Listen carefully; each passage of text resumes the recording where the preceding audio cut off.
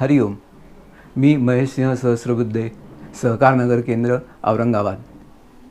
मी बापूंकडे 2002 साली आलो. मार्च 1996मध्ये मला झालेला सर्व्हिकल स्पॉन्डिलायसिस मी पूर्णपणे विसरून गेलो होतो. माझ्या डाव्या हाताला मुंग्या यायच्या, पण माझ्या दैनंदिन कामात कुठलाच अडथळा असायचा नाही. त्याच्यामुळे त्याच्याकडे असं मोठ्या गंभीर नजरेने मी काही बघतच नव्हतो. अशातच 2009 साली माझ्या बायकोचा डावा हात दुखायला लागला आणि तिला त्या हाताने काम करणं अशक्य झाले. डॉक्टरांनी औषधोपचार केले, पण त्याचा गुण काही येईना. त्यांनी फिजिओथेरपिस्टकडे जाण्यास सांगितले. फिजिओथेरपी चालू केली. बायकोला थोडासा फरक पडला. मग मीही सहज त्यांना सांगितलं की माझ्या डाव्या हाताला मुंग्या येतात. डाव्या हाताला मुंग्या येतात असं म्हटल्यावर त्यांनी माझी बसण्याची आणि उभे राहण्याची ढब पोश्चर तपासून बघितलं आणि आम्हाला दोघांनाही त्यांनी एक्सरे काढून आणायला सांगितलं. एक्सरे काढले, त्यांना दाखवले. त्यांनी आम्हाला विचारलं, तुम्ही इतक्या सहजतेने कसे वावरू शकता आणि कामं करू शकता? मी माझ्या मनात म्हटलं, हा आमचा बापू. पण त्यांना म्हटलं, तुम्ही तर मला रोजच बघता मोटरसायकलवरून जाता येता. त्यांनी मला फिजिओथेरपी सुरू करायला सांगितलं आहे. पण मी हे दोन्ही एक्सरे परमपूज्य सुचितदादांकडे पाठवले. त्यांनी ते परमपूज्य बापूंकडे सोपवले.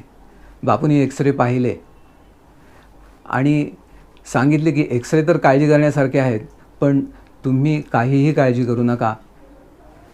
हा निरोप त्यांनी परमपूज्य सुचितदादांमार्फत आमच्यापर्यंत पोचवला. त्यानंतर ह्याच्यावरती औषध किंवा हे असं काहीच घेतलं गेलं नाही. 2010च्या पंचशील परीक्षेच्या सोहळ्यासाठी आम्ही दोघंजणही गेलो होतो. मध्यभागून बापू जात असतात, एकाकडेला आम्ही उभे होतो. बापू स्टेजकडे जात श्रद्धावानांना आशीर्वाद देत जात होते. ते आमच्या थोडेसे पुढे गेले, मागे वळले, थांबले, मागे वळले आणि आमच्याकडे वळून बघत हसत त्यांनी त्यांचा हात खांद्यावरून मागे नेला आणि विचारले खुणेनेच की आता कसे आहे? मी त्यांना खुणेनेच उत्तर दिले, उत्तम.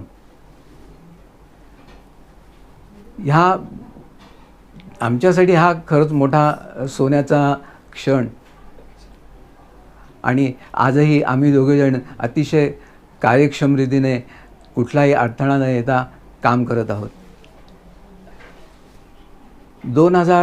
एप्रिलच्या 2013मध्ये मी मुंबईत साईटवर असताना मला उन्हाची तिरीप जाणवली आणि तसंच तापही जाणवला. त्याच्यामुळे मी घरी परतलो. घरी परतल्यानंतर मला हा 2-3 दिवस ताप येतच होता पण मात्र जेवण आणि झोप ही अगदी व्यवस्थिशीर लागत होती. सुचितदादांनी ब्लड टेस्ट करून घेण्यासाठी सांगितले. दुसऱ्या दिवशी 5 तारखेला सकाळी टेक्निशियन आला आणि ब्लड सॅम्पल घेऊन गेला. मला दिवसभर घराच्या बाहेर पडायचेच नव्हते, तर दिवसभर काय करायचं आहे हा प्रश्न माझ्यासमोर मोठा उभा होता. याच वेळेला बापूंनी मातृवात्सल्य उपनिषदाचे वारंवार सांगितलेले महत्त्व आठवले. हे असं मातृवात्सल्य उपनिषदाचं पठण त्या दिवशी माझ्याकडनं दिवसभर झालं. संध्याकाळी ब्लडचे रिपोर्ट आले. WBC white blood cell count हा 27,500 एवढा होता. ज्याची लिमिट आहे 4,000 ते 11,000, म्हणजे मॅक्झिममच्या पेक्षा तो 2.5 पट जास्ती होता. परंतु मी एकदम नॉर्मल फील करत होतो, त्यामुळे हॉस्पिटलमध्ये जाण्याचा निर्णय हा दुसऱ्या दिवशी जाऊ असा केला गेला. दुसऱ्या दिवशी सकाळी ठाण्यातील प्रख्यात हॉस्पिटलमध्ये गेलो.